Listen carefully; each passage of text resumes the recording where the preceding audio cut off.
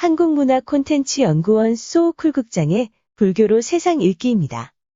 옛날부터 전해오는 이야기 속에 나오는 인물로 김판석이라는 사람이 있습니다. 그는 자신이 인간으로 태어나기 이전에 살았던 세 차례의 전생을 놀랍게도 기억하고 있었습니다. 오늘은 김판석이 기억하는 전생에 관한 이야기 두 번째 편입니다. 구독과 좋아요 부탁드립니다. 좋은 글로 보답하겠습니다. 그러면 시작하겠습니다. 들깨가 된 김판석의 삶은 말 그대로 비참한 것이었다. 굶주린 배를 채우려고 온갖 쓰레기통은 다 뒤지며 다녀야만 했다.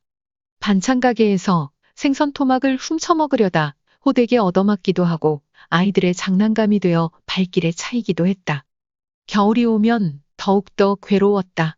배가 든든하면 추위쯤 문제가 아니지만 배 속이 텅 비어 있으면 몸이 덜덜 떨려 견딜 수가 없었다.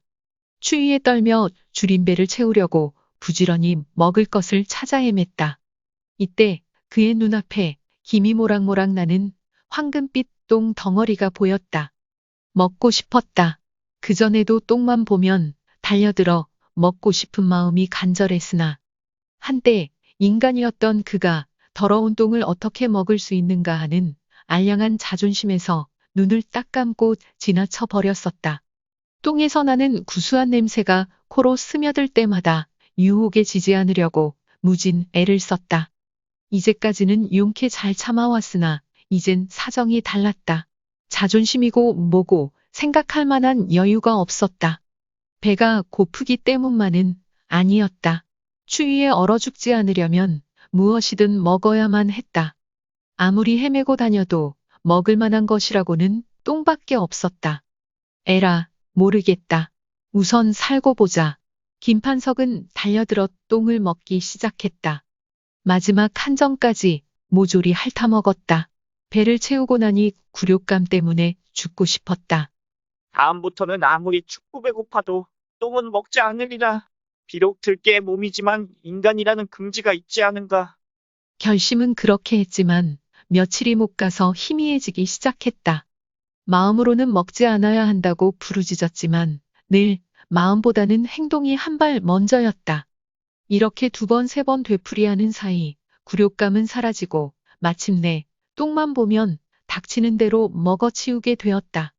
나는 인간이 아니라 진짜 똥개가 되고 말았구나. 마음속으로 탄식했으나 인간이기를 포기하니 살아가기가 훨씬 쉬웠다. 똥을 먹고부터는 그런대로 굶주리지 않고 들깨의 생을 살아갈 수 있어서 이대로만 간다면 염라대왕이 말한 대로 개로서의 운명을 순탄하게 마칠 수 있을 것 같기도 했다. 그런데 어느 날 유달리 재수가 좋았던 날이었다.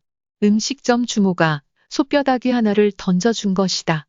이놈을 어떻게 먹어야 잘 먹었다는 소리를 들을까 이리저리 궁리하는 중에 어디서 나타났는지 남산만한 숙회 한 마리가 달려오더니 불문곡직 김판석의 목을 물고 흔드는 것이 아닌가.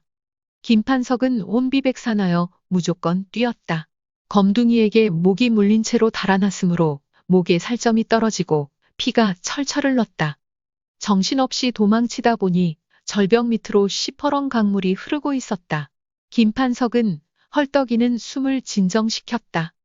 아, 창피하다. 이게 무슨 꼴이람. 같은 예주제에 그토록 괄시를 받다니. 개로 태어난 것도 억울한데 에라, 더는 못 참겠다. 순간 울컥하는 감정을 억누르지 못하고 김판석은 절벽을 박차고 강물로 뛰어들었다. 깜짝 놀라 정신을 차려보니 또다시 염라대왕 앞에 와 있었다. 아니나 다를까. 염라대왕은 김판석에게 호통을 쳤다. 네, 이놈. 몇 번이나 타일러야 알아듣겠느냐? 개로서의 수명이 아직 다하지 않았는데도 왜 벌써 되돌아왔느냐? 대왕님, 고정하십시오. 실수입니다.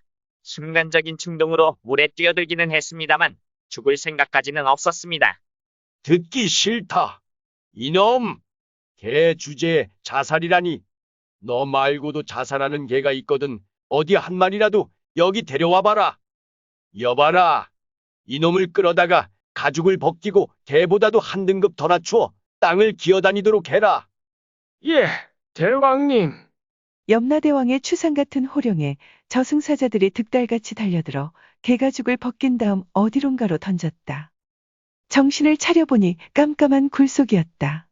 그 굴 속에서 얼마나 있었던 것일까? 인간이었던 기억도 이제는 희미해졌다. 겨우 개로 있었던 전생의 일만이 어렴풋하게 떠오를 뿐이었다. 눈은 떴으나 아무것도 보이지 않았다. 그저 길게 몸이 누워있다는 느낌뿐이었다. 도대체 어디인지도 모르겠고 지금이 여름인지 겨울인지 낮인지 밤인지조차도 분간하기 어려웠다. 그러나 배가 고프다는 느낌만은 분명했다. 무엇이든 먹어야 하겠다는 생각이 들었다. 몸을 움직이는데 이상하게 긴 몸뚱어리를 끌고 기어다니는 느낌이 들었다. 머리를 돌려 자기의 전신을 굽어봤다. 아, 뱀이다. 처음에는 김판석 자신이 뱀인 줄을 몰랐다. 그래서 뱀을 피해 필사적으로 도망쳤다. 그러나 뱀은 끈질기게 따라다녔다. 이상하다 싶어 자기의 전신을 꼼꼼히 살펴본 뒤에야 판석은 비로소 자신이 뱀으로 태어났음을 알고 까무러칠 뻔했다. 내가 그 징그러운 뱀이라니. 자신의 몸을 자기가 두려워할 수밖에 없는 천벌받은 몸뚱이, 이것을 장차 어찌해야 한단 말인가? 뱀에 비하면 말이나 개였을 때는 그래도 행복한 시절이었던 것 같았다. 김판석은 울었다. 눈물은 땅으로 떨어졌고 그의 몸이 눈물에 젖었다. 몹시 차가웠다. 슬픔과 고독감이 뼈저리게 엄습했다. 그는 미친 듯이 이리저리 기어다녔다. 처음에는 부자유스럽던 몸이 차츰 가벼워지고 움직임의 속도가 빨라짐에 따라 기분도 상쾌해지기 시작했다. 슬픔도 점점 줄어들었다. 눈앞에 냇물이 흐르고 있었다. 무섭지 않았다. 뛰어들어 머리를 쳐들고 몸을 흔들자 몸이 쑥쑥 앞으로 나아갔다. 좌우 어느 방향이든 머리를 세우고 몸만 움직이면 자유자재로 돌아다닐 수 있었다. 김판석은 즐거움을 느꼈다. 그는 과거를 잊고 새로운 생활에 적응했다. 먹이를 만나면 닥치는 대로 잡아먹었다. 개구리는 판석의 좋은 먹이였다. 개구리를 발견할 때마다 식욕을 억제할 수 없어 닥치는 대로 잡아 삼켰다. 어느 날 판석은 근원을 알 수 없는 쓸쓸함에 사로잡혔다. 그는 스르르 몸을 움직여 늘 다니던 논두렁으로 나갔다. 논두렁에는 개구리들이 많았다. 천적이 나타난 것도 모른 채 개구리들은 평화롭게 노래를 부르고 있었다. 판석은 개구리의 합창에 도취하여 그들의 노래를 한없이 듣고 싶었다. 그래서 개구리가 놀랄까 조심하면서 조용히 숨어 있었다. 그런데 아차하는 순간 그만 개구리에게 들키고 말았다. 조그만 청개구리 한 마리가 그를 보고는 기겁했다. 놀라지 마라. 오늘은 잡아먹으러 온 게 아니야. 판석이 자기의 뜻을 전했으나 알아들을 리가 만무했다. 판석이 즉시 몸을 뒤로 빼서 개구리를 안심시키려 했으나 녀석은 더욱 놀라 개굴개굴하며 동료들에게 신호를 보냈다. 판석은 입을 막으려고 달려가서는 그놈을 붙들었다. 청개구리는 이미 혼이 빠졌는지 기절한 상태였다. 이를 어째? 판석은 순간 청개구리를 삼키고 말았다. 청개구리의 입을 막는다는 것이 오히려 잡아먹은 것이다. 이제는 없어진 줄 알았던 인간의 마음이 되살아나며 판석은 견딜 수 없는 절망감에 사로잡혔다. 판석은 머리를 돌려 뱀굴로 돌아왔다. 논두렁에서 엉겁결에 청개구리를 삼킨 이를 마지막으로 일절 생물을 잡아먹지 않기로 판석은 결심했다. 배가 고프면 나무 열매를 따먹었고 그것이 없을 때면 풀을 뜯어먹거나 이슬을 받아 마시며 배고픔을 참았다. 새들이 낳은 알을 발견해도 그것도 역시 먹지 않았다. 이렇게 근근히 연명하며 살아가노라니 삶의 의욕마저 상실되어 차라리 굶어서라도 죽고 싶었으나 자살은 죄다. 반드시 주어진 명대로 살아야 한다는 염라대왕의 말을 떠올리며 참았다. 비록 먹을 것이 없어 말라 비틀어지더라도 생명이 다하는 날까지는 그렇게 살리라 마음먹었다. 다른 사람의 등이나 치는 건달 노릇이나 하며 살았던 죄가 이렇게 여러 생을 두고 벌을 받아야 할 정도로 크다니. 인간 세상에서 저질렀던 죄의 대가가 얼마나 크고 참혹한 것인지를 판석은 뼈저리게 느낄 수 있었다. 계절이 여러 번 바뀌고 다시 여름이 왔다. 육식하지 않는 판석의 몸은 야위어 그야말로 뼈만 앙상하게 남았다. 유난히도 뜨겁던 어느 한낮, 판석은 길 건너편 저쪽에 있는 시냇가에서 더위를 식히려고 그곳으로 향했다. 그곳으로 가자면 반드시 큰 길을 가로질러야 했다. 큰 길을 막 지나려는 찰나 수레바퀴의 삐거덕거리는 소리가 바로 옆에서 들렸다. 앗! 큰일 났다. 황급히 피하려 하였으나 오랜 가뭄으로 길 위에 푸석하게 쌓여있던 먼지 때문에 몸이 말을 듣지 않았다. 으악! 하고 비명을 지르기가 무섭게 수레바퀴는 그의 몸 중간을 지나갔고 순간 판석은 머리와 꼬리가 양쪽으로 떨어져 나가는 듯한 아픔을 느꼈다. 그리고는 암흑이었다. 그 후의 기억은 모른다. 얼마나 시간이 지났는지도. 그러나 어느 순간 그의 몸이 암흑의 세계에서 벗어났음을 깨달을 수 있었다.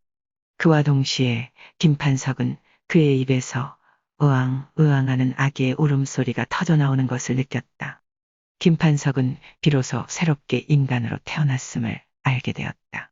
그러나 그는 말을 할 수가 없었다. 그저 응아, 응아 하고 울 수 있을 뿐이었다. 하지만 그가 말도, 개도, 뱀도 아닌 인간으로 다시 태어났다는 사실만은 분명히 알 수 있었다. 물론 염라대왕은 볼 수 없었다. 이리하여 그는 김판석이 아닌 이응석이라는 이름으로 불리게 되었고 어엿한 인간으로서의 인생을 다시 살게 되었다. 일생을 사는 동안 그는 지난 과거새에 말도 되어보고 개도 되어보고 뱀도 되어본 기억만은 절대 잊지 않았다. 그런 만큼 인간으로 있을 때 우리가 짓는 죄의 대가가 얼마나 무서운가를 그는 잘 알고 있었다. 이상이 김판석, 아니 이응석이라는 사람의 전생 이야기이다. 여러분이 이 이야기를 믿거나 안 믿거나 그것은 자유겠지만 여하튼 우리 고향에는 이러한 전설이 있었다. 들어주셔서 고맙습니다. 참고 문헌 및 자료 출처 설명에 올리겠습니다. 서경보 스님이 지은 책 윤회전생을 참고했습니다. 그리고 한국민족문화 대백과사전 국립중앙박물관의 기사와 사진도 빌렸습니다. 또 김국헌의 반려동물 뉴스 노트팻에 탑재된 개에게 쓰레기통은 보물창고의 사진, 또 마이애니멀즈에 탑재된 정원에 뱀이 있으면 어떻게 해야 할까? 의 사진, 또 하세어픽의 개구리의 습성을 알아보자의 사진 몇 장. 조선시대 화가 김웅도, 신윤복, 그리고 김중곤의 그림도 몇 점 빌렸습니다. 위키백과와 나무위키의 기사와 사진 그리고 러브픽, PX이어, 픽사베이, 핀터레스트 그리고 아이스토크 게티 이미지뱅크의 사진도 빌렸습니다. 소쿨 극장입니다. 다음 일요일 10시에 뵙겠습니다. 안녕히 계셔요. 고맙습니다.